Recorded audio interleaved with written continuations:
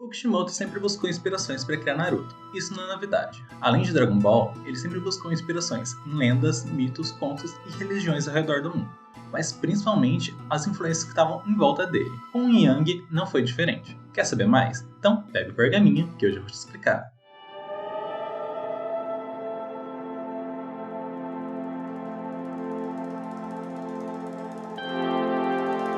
E aí, gente, como é que vocês estão?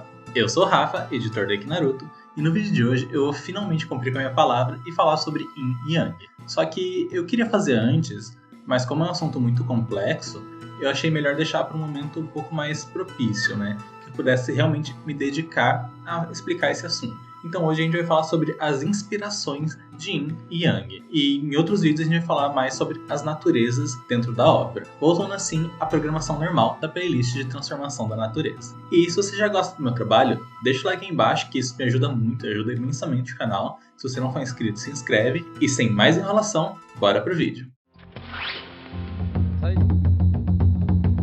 O conceito de Yin Yang é muito forte em várias filosofias e religiões orientais.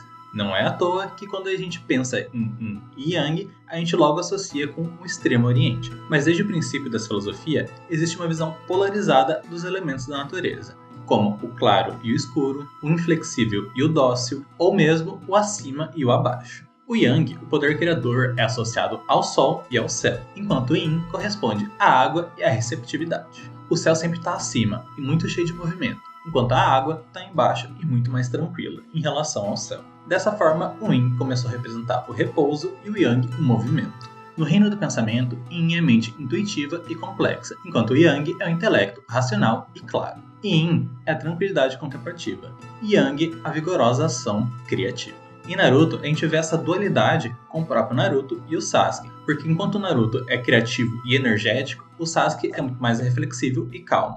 Vou tentar de novo pra confirmar! Não, Naruto, meu Deus! Fez oitão?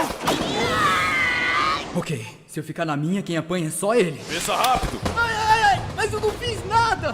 Isso é mais claro ainda quando explicado pelo taoísmo. Segundo o taoísmo, Yin e Yang expõe a dualidade que existe no universo, as forças fundamentais, que são complementares e opostas, e elas se encontram em todas as coisas. Yin é o princípio da noite, da lua, da passividade e da absorção, enquanto Yang é o princípio do sol, do dia, da luz e da atividade, bem como a realidade é fluida e está em constante mutação, segundo a filosofia tradicional chinesa. Portanto, em tudo que existe tem Yin e Yang. Em Naruto, isso fica mais claro na relação entre o Danzo e o Hiruzen, porque os dois trabalham em prol da vila, mas cada um dentro do seu arquétipo. Enquanto o Danzo trabalha nas sombras, o Hiruzen trabalha na luz. Por isso, partindo desse ponto, cada ser, objeto ou pensamento possui um complemento do qual depende a sua existência. E esse complemento existe dentro de si. Assim, se deduz que nada está no estado puro, nem atividade absoluta, nem passividade absoluta, mas sim uma transformação contínua. Além disso, qualquer ideia pode ser vista oposta a partir de outro ponto de vista. É aquela ideia clássica que o vilão acha que está fazendo algo bom porque na visão dele é boa, mas quando outras pessoas pensam sobre isso, elas sentem como algo ruim. Então a categorização entre bom e ruim vai de conveniência. É muito conveniente, porque a senhora estava sempre no seu break, ou sempre com álibi, né? E essas duas forças, Yin e Yang, são a parte seguinte do Tao, que é o princípio gerador de todas as coisas, de onde surgem e para onde se destinam. Depois de ler a Tabuleta de Pedra, o Madara expõe o entendimento dele sobre essa filosofia. Segundo o que ele diz que conseguiu ler com o Mangekyo Sharingan dele, um deus que busca a estabilidade é polarizado na oposição de ambos, Yin e Yang, que atuam mutuamente na obtenção de qualquer coisa na natureza. Com isso é possível entender que duas forças opostas, Yin e Yang, podem gerar novas coisas. Mas ele tirou também outro entendimento a partir dessa filosofia, que é que a cooperação de forças opostas não serve nada mais do que para evitar conflito. Provavelmente ele tirou essas conclusões a partir das modificações que o Zetsu Preto fez na Tabuleta de Pedra. E no final, os dois entendimentos se tornam verdade, porque nessa segunda interpretação foi alcançada uma paz temporária entre Uchiha e Senji, foi evitado o conflito com a criação da vila. Isso nos leva a outra parte dessa filosofia, que é uma área cinzenta. Conforme as forças opostas trabalham com um objetivo e criam novas coisas, as interações criam equilíbrio e neutralidade. Entre o amigo e o inimigo existe o neutro. Entre o mago e o cavaleiro existe o arqueiro. Entre o avô e o filho existe o pai. E essa relação foi explorada pelo Orochimaru quando Hiruzen descobriu as atrocidades que o aluno dele estava fazendo. O Orochimaru relaciona essas coisas com duas cores, o azul e o amarelo, que resultam no verde, que seria essa área cinzenta que eu estava falando. Ele relaciona o amarelo com o chakra e o azul com os selos de mão, resultando no verde, que seriam os jutsu. E ele ainda menciona que seria capaz de criar várias coisas na natureza com várias outras cores, indicando que ele poderia criar qualquer coisa na natureza a partir de várias misturas diferentes, que poderiam se encaixar em forças opostas e complementares, conforme a gente estava falando agora há pouco. Uma analogia bem interessante dentro da ciência é sobre as cargas elétricas, como prótons e nêutrons. Eles são apenas complementares e opostos. Eles não são bons ou maus por natureza. E isso nos leva à explicação do Killer Bee sobre a bola da besta com cauda, também conhecida em japonês como Bijudama. Segundo Killer Bee, para performar a Bijudama, é necessário reunir o chakra negativo branco e o chakra positivo preto. E a interação desses dois é quem forma o chakra da Bijudama. A gente também pode relacionar isso com a divisão que o Minato fez entre Kurama Yin e Kurama Yang. Nenhuma delas é necessariamente boa ou ruim, elas só são opostas e complementares, assim como as energias da Bijudama. Mesmo em relação à personalidade das duas Kurama, a Yang parece muito mais energética e impulsiva, enquanto a Yin parece muito mais tranquila e calma. E isso está relacionado com o que eu expliquei lá no comecinho. Outro exemplo entre a dualidade entre bem e mal é explorada na relação entre o Hiruzen e o Danzo. Como eu disse antes, o Hiruzen é o Hokage, que trabalha à luz da sociedade. Então ele trabalha na superfície, onde as pessoas veem ele. Enquanto o Danzo, ele trabalha no subsolo, nas raízes, onde as pessoas não veem ele, como se fosse uma sombra. Nenhum dos dois acha que o que eles estão fazendo pela vila é algo errado.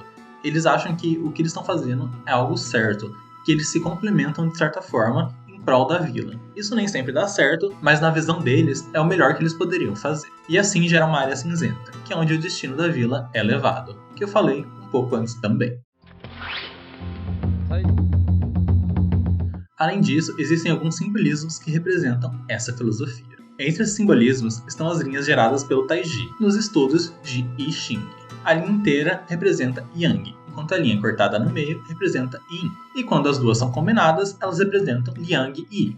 O diagrama Taiji representa o equilíbrio das forças da natureza, da mente e o físico, que é o que eu vou explicar mais pra frente dos conceitos da obra de Naruto. Yin e Yang são integrados no movimento de geração mútua. Eles representam a interação entre as forças. E existem várias formas de representar isso, que já foram modernizadas e adaptadas. Muitos emblemas oficiais contam com essa relação de Yin e Yang, com pelo menos uma das representações. A própria bandeira da Coreia do Sul tem representação em várias versões dela, que ela foi atualizada ao longo do tempo, e todas elas representam o Yin e o Yang, dentro do taoísmo. Outros exemplos estão em tomos históricos e representações de outras filosofias semelhantes. Em Naruto não é diferente, a gente também tem representação dessa filosofia. Como, por exemplo, quando o Obito fala sobre a criação de todas as coisas, que aparece o simbolismo de Yin e Yang com o Hagoron. Além disso, a gente pode ver isso mais claramente com o diagrama que aparece embaixo dos Hyuga quando eles usam as técnicas secretas dele. E esse simbolismo representa o Bagua.